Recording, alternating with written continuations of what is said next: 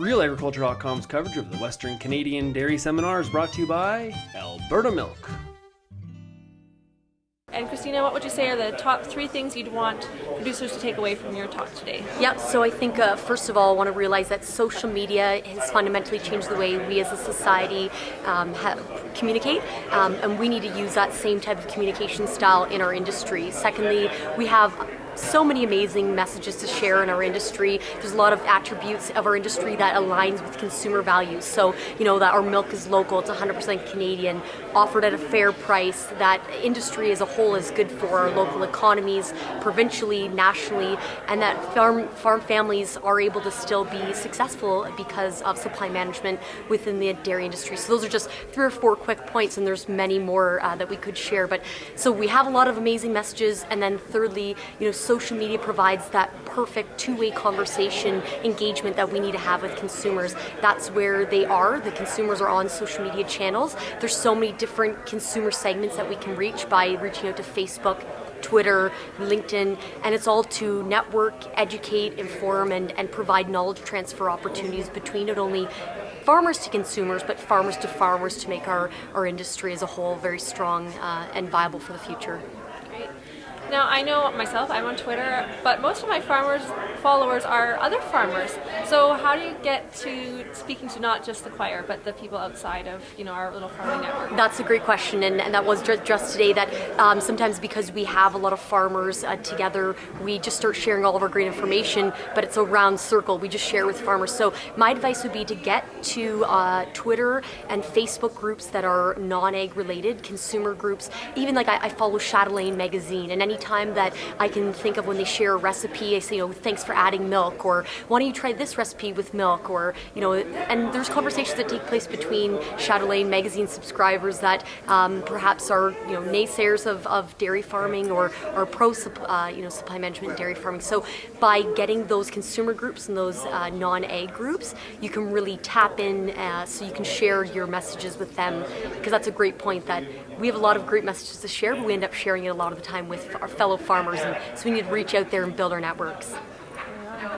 You used a phrase in your talk, you talked about talking about farmers as we're professionals as opposed to industrial. Yes. What does that mean? So I think that with the Industrial Revolution, and I did say at the beginning of my presentation that social media, I really do believe, and I do agree when people say that it's the second greatest revolution since the Industrial Revolution. I think we're going to look back hundreds of years from now saying that I can't believe how significant social media changed our landscape. And so social media itself, or in the Industrial Revolution itself, has changed how people perceive farmers. Before the Industrial Revolution, people said, they got their 5 cows, their 3 pigs. It was very local farming. And with Industrial Revolution came mass production.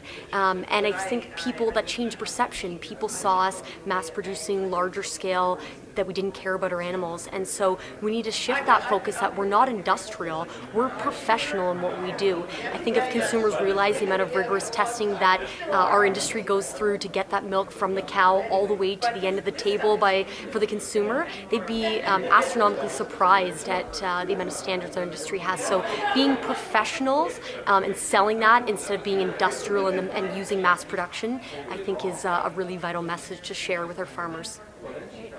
Anything else for people to think about as they're going out into the social media world? I know it can be a very challenging world if you're not involved in social media, and there's certainly a lot of resources. I mean, like I said to them today, they can contact me at Holstein Canada if they need to work on lingo. We have a manual that we've developed for staff, but there are so many great other social media outlets out there that are in the ag industry, like RealAgriculture. I know FCC's been doing a really great job in promoting messages, and so if anyone has trouble, certainly lots of networks and contacts and resources to reach out to.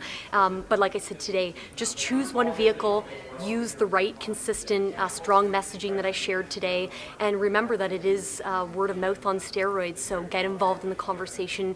That's where consumers are, and that's where they want to hear from you. Should farmers doubt themselves? I'm not a communication professional. Is that something a realistic worry, or should they just embrace who they are? Yeah, where they're so at? I do, I'm sure some farmers believe that, you just hire DFC and that's what that organization is for, is to work for us. And certainly they do a tremendous job in working for dairy farmers. But I think we all, as an industry, all farmers have to take a concerted effort in working to promote their industry. So like I said today in my presentation, the days of being a farmer just so you didn't have to deal with people and could just milk your cows are gone, because you're gonna have to milk your cows and then tell people after why you love your lifestyle, why you do what you do, and how you do it. So as farmers, get out there, share your message. You don't have to be a communications professional, but lean on people, like myself, or like Holstein Canada, or like FCC and RealAgriculture, to get the resources in order to at least just have simple conversations that will educate consumers. And you talked about how, maybe you want to tell a story of how you love your lifestyle. Do you think consumers want to know about your personal story as opposed to just how, you have great animal welfare practices? Yeah, like I mentioned, some people, the perception of farmers and people in the ag industry is that they're dressed in overalls and rubber boots, and we have our hair's disheveled and we have a fork. And so, like I said, some people, when they see me talking and they say, oh, you're a dairy farmer's daughter, like you actually milk cows on the weekend, and they're surprised that we can look a certain way, and we are very well dressed, we are great looking people, we are very smart, well educated, and business and tech savvy. So let's share that perception, and let's dispel the myths that we're non-educated people, because we need to start sharing our lifestyle a lot more and putting it out there in an aggressive manner that we love what we do, we're awesome at it, and this is why you need to buy Canadian dairy.